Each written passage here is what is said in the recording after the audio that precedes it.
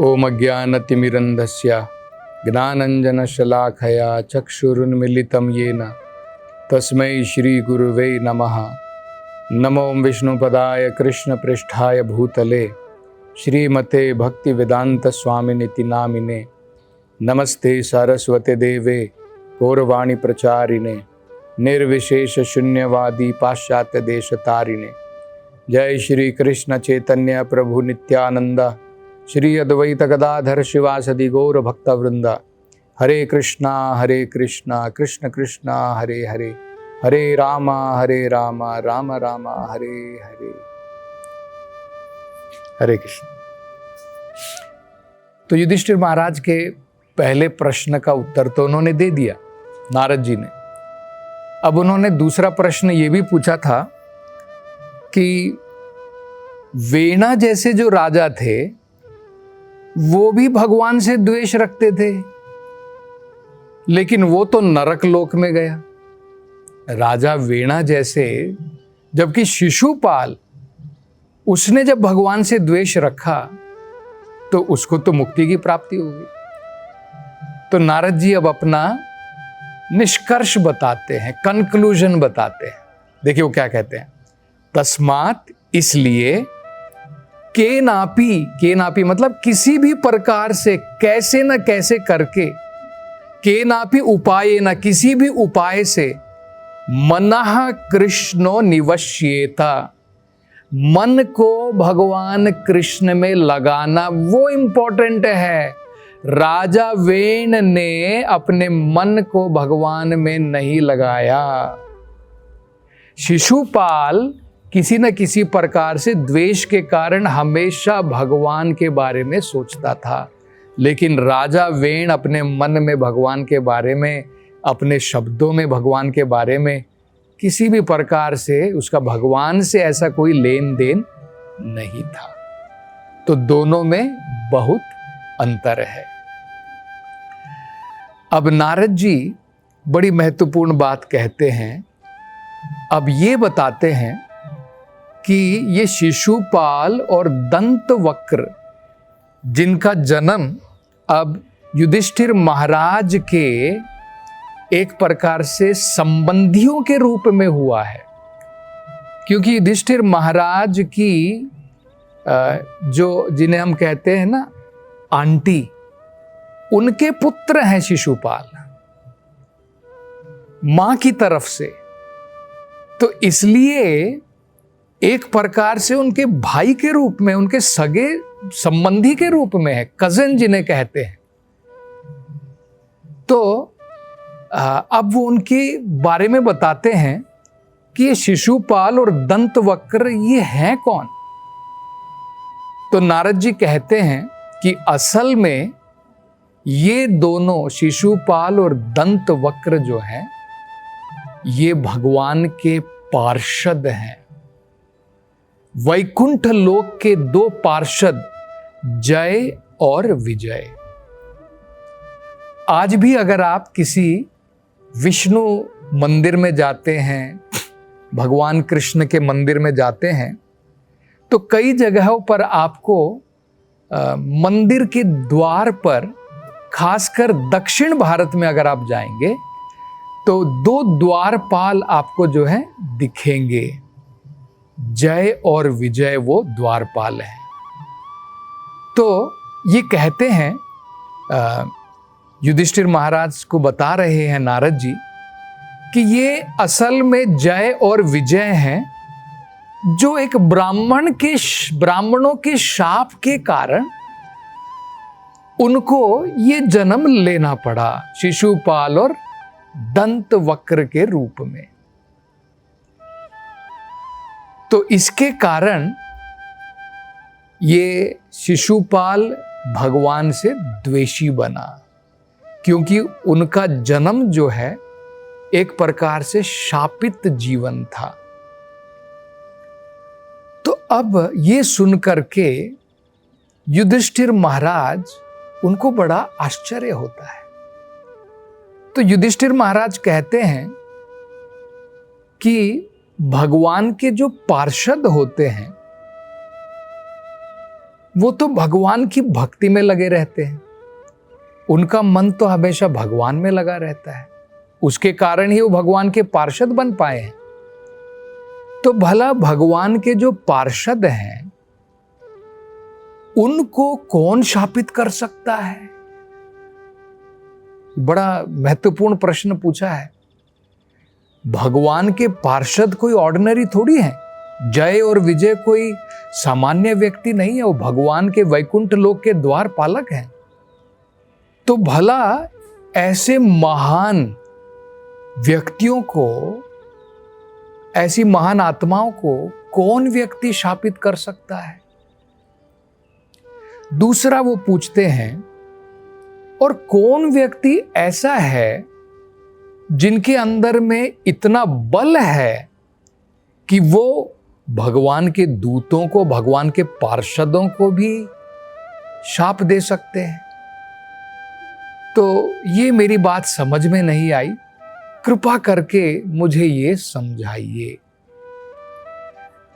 देखिए,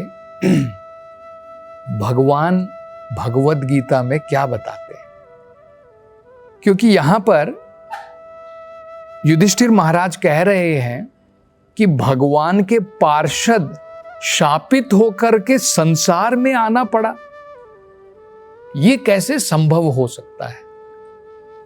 क्योंकि भगवद गीता में भगवान भी स्वयं कहते हैं, भगवान कहते जन्म कर्म च मे दिव्यम एवं यो वेत्ति तत्वतः त्यक्त्वा देहम पुनर्जन्म न इति मामेति सो अर्जुन।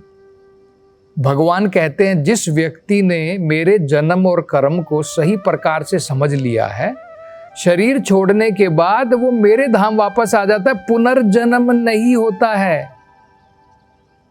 दूसरी जगह पे भी भगवान कहते हैं माम उपेत्य तु कौन्तेय पुनर्जन्म न विद्यते, मेरी प्राप्ति कर लेने के बाद पुनर्जन्म नहीं लेना पड़ता है।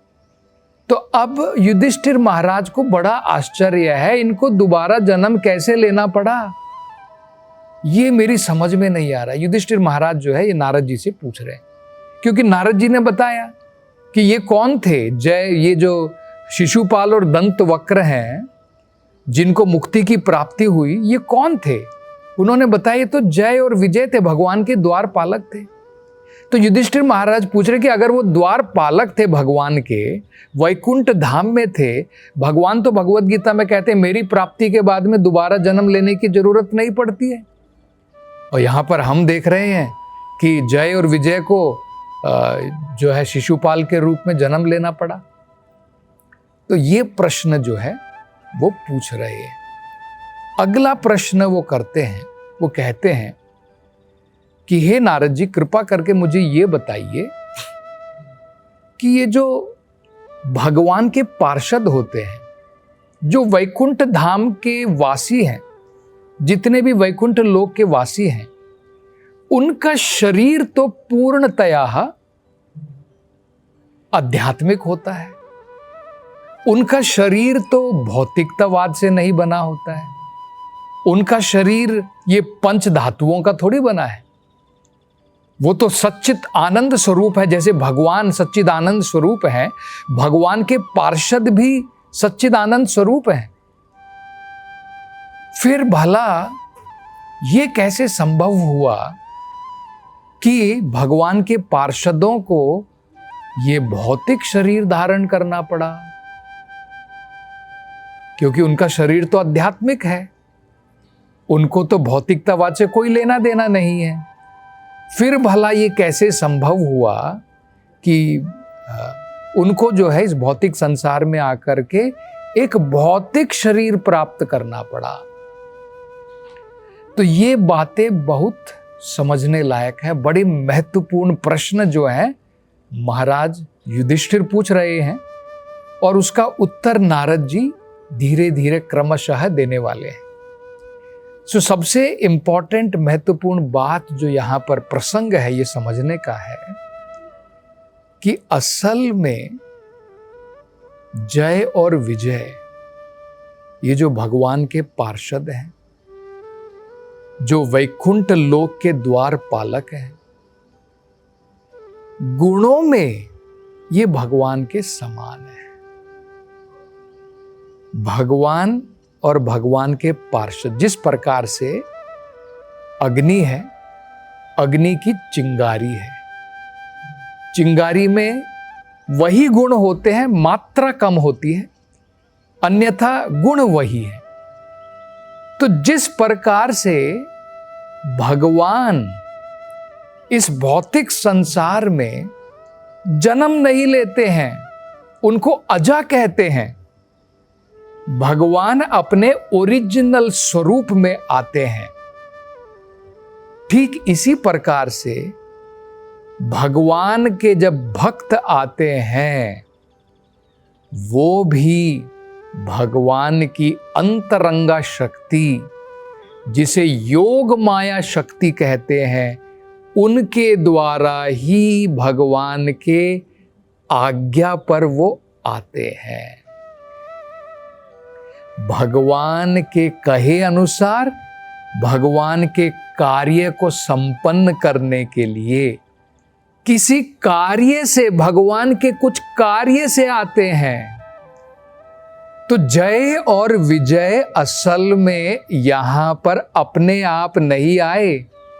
कर्मों के कारण शाप तो केवल निमित्त मात्र था। ये भगवान की आज्ञा के अनुसार भौतिक संसार में आए, भगवान का कुछ कार्य करने के लिए। वो क्या कार्य करने के लिए है, किस कार्य को करने के लिए आए, वो हम आगे देखेंगे। लेकिन ये समझना महत्वपूर्ण है कि जब भी भगवान आते हैं या भगवान के शुद्ध भक्त जब भी आते हैं, वो भौतिक शरीर में नहीं आते हैं। भौतिक जैसा दिख सकता है बाहर रूप से, वो तो भगवान भी कहते हैं कि जब मैं भी आता हूं, लोग सोचते हैं मैं मनुष्य हूं। भगवान क्या कहते हैं, देखिए भगवत गीता में भगवान कहते हैं अवजानन्ति माम मूढ़ा। अवजानन्ति मतलब नहीं जानते हैं। अवजानन्ति किसको नहीं जानते, मां मेरे को नहीं जानते हैं। कौन नहीं जानते हैं, मूढ़ा मूर्ख व्यक्ति लोग। और कहते हैं मानुष्यम तनुमाश्रिता, जब मैं इस भौतिक संसार में आता हूं, भगवान कहते हैं ना मैं आता हूं, यदा यदा ही धर्मस्य ग्लानिर्भवति भारत अभ्युत्थानम धर्मस्य तदात्मानं सृजामि अहम। जब भी धर्म की ग्लानि होती है, अधर्म बढ़ जाता है, अधर्म का विनाश करने के लिए और धर्म की स्थापना करने के लिए मैं आता हूँ, हर एक युग में आता हूँ। संभवामि युगे युगे। तो भगवान आते तो हैं, अनेकों प्रकार से अवतरित होते हैं भगवान संसार में। लेकिन जब भी भगवान आते हैं, मूर्ख लोग क्या सोचते हैं कि भगवान ने भी हमारी तरह शरीर ले लिया है। नहीं, भगवान अपनी आत्म माया से आते हैं। मूर्ख लोग जो भौतिकतावाद में डूबे हैं, वो ऐसा सोचते हैं कि भगवान का शरीर भी हमारी तरह है, वो उन्होंने मनुष्य का शरीर धारण किया है। ऐसा नहीं है। भगवान अपने ओरिजिनल स्वरूप में ही अपनी लीला करने के लिए यहाँ पर आते हैं। वो कोई भौतिक रूप नहीं है, भगवान का वो आध्यात्मिक रूप है। ठीक इसी प्रकार से उनके जब पार्षद गण भी आते हैं, भगवान के जो पार्षद गण भी आते हैं, जैसे जय और विजय आए, इनका भी भौतिक शरीर नहीं है। देखने में लग सकता है भौतिक शरीर है, वो आध्यात्मिक शरीर है। वो भगवान के द्वारा भेजे गए हैं, भगवान की आज्ञा से आए हैं, भगवान का कार्य करने के लिए आए हैं। वो क्या कार्य करने के लिए आए हैं, देखिए आचार्यगण बताते हैं कि भगवान में भी अनेकों प्रकार की इच्छाएं हैं।